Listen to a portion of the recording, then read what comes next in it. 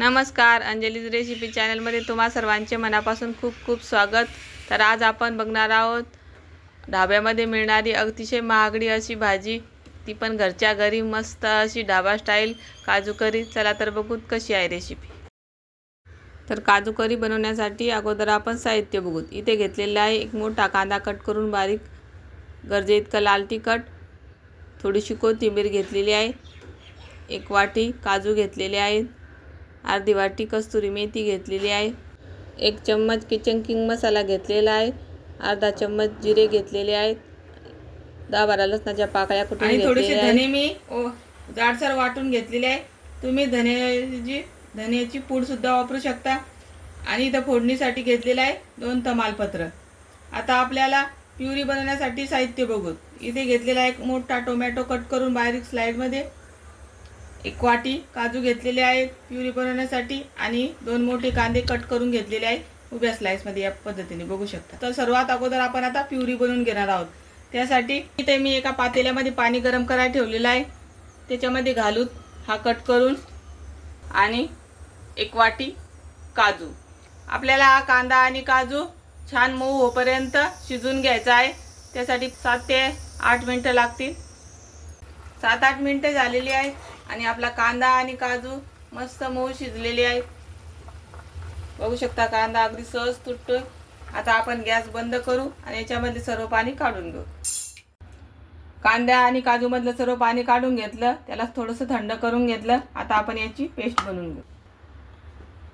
तरी ते कांदा आणि काजूची पेस्ट बनवून झालेली आहे। बघू शकता एकदम बारीक पेस्ट काढलेली आहे। आता आपण ही एका वाटीमध्ये काढून घेऊ। काजू आणि कांद्याची प्युरी तयार झाली आहे। आता याच मिक्सरच्या भांड्यामध्ये टोमॅटोची प्युरी बनवून घेऊ। तर इथे आपली टोमॅटोची प्युरी, काजू आणि कांद्याची प्युरी तयार झालेली आहे। आता आपण काजू करी बनवायला घेऊ। मध्ये एक पळी तेल घालून, तेल गरम झालंय। आता याच्यामध्ये आपण जे एक वाटी काजू घेतलेले ते घालून घेऊ। काजू आपल्याला गुलाबी रंगावर परतून घ्यायचे आहे। हलक्या गुलाबी कलरवर आपल्याला हे काजू तळून घ्यायचे आहे। तर बघू शकता मस्त गुलाबी कलर आलेला आहे। आता गॅस बंद करू आणि हे काजू एका वाटीमध्ये काढून घेऊ। मी अजून एक पळी तेल घातलेलं आहे। तुम्ही इथं तेलाऐवजी तूप पण वापरू शकता। तेल गरम झालं, याच्यामध्ये जिरे घालू। जिरे छान तडतडू देऊ। आता याच्यामध्ये 2 तमालपत्र घालू, अद्रक लसणची पेस्ट घालू आणि ती मस्त सोनेरी कलरवर परतून घेऊ। आता याच्यामध्ये कट केलेला कांदा घालू। कांदा आपल्याला मस्त सोनेरी रंगावर परतून घ्यायचा। तर मस्त कांदा सोनेरी रंगावर परतल्या गेलेला आहे। आता याच्यामध्ये घालू टोमॅटोची प्युरी। टोमॅटोची प्युरी आपल्याला मस्त तेल सुटेपर्यंत परतून घ्यायची। तेल सुटलेलं आहे आपल्या या टोमॅटोच्या प्युरीला, बघू शकता। आता याच्यामध्ये घालू काजू आणि कांद्याची प्युरी।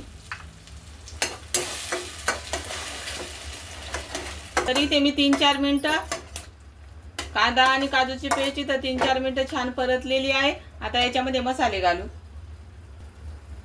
अर्धा चम्मच हळद, गरजे इतका लाल तिखट, 1 चम्मच किचन किंग मसाला।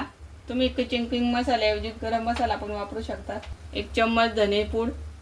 आता हे मसाले त्यामध्ये परतून घेऊ। आता इथे आपण थोडीशी कस्तुरी मेथी घालणार आहोत। या मसाल्यामध्ये कस्तुरी मेथी घातली तिचा फ्लेवर अजून छान येतो।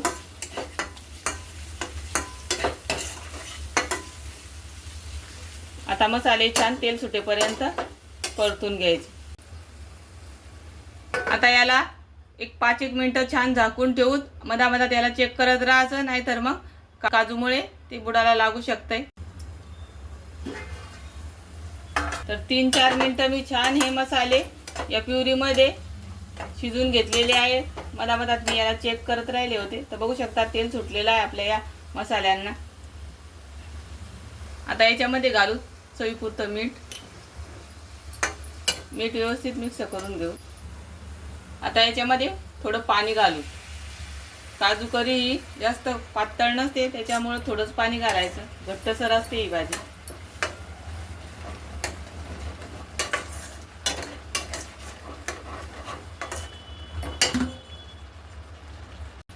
तरी ते मी 2 कप पाणी एवढं वापरलेलं आहे. आता हे आपण छान शिजवून घेऊ. बघू शकता याला मस्त उकळी आलेली आहे. आता याच्यामध्ये फ्राय केलेले काजू घालू. व्यवस्थित मिक्स करून घेऊ. तरी ते आपण 2 मिनिटं छान ही भाजी शिजवून घेतलेली आहे. आता वरतून घालून परत थोडीशी कस्तुरी मेथी आणि घालून भरपूर अशी कोथिंबीर. तरी तर तयार झालेली आहे मस्त आपली अशी काजू करी. तुम्ही बघू शकता अगदी हॉटेलमध्ये मिळते त्या पद्धतीची भाजी तयार झालेली आहे. गॅस बंद करू आणि गरमागरम भाजी सर्व करू. तयार झालेली आहे मस्त अशी ढाबा स्टाईल काजू करी. बघू शकता किती मस्त टेक्स्चर आलेलं आहे. आता आपण हे एका बाउलमध्ये सर्व करू.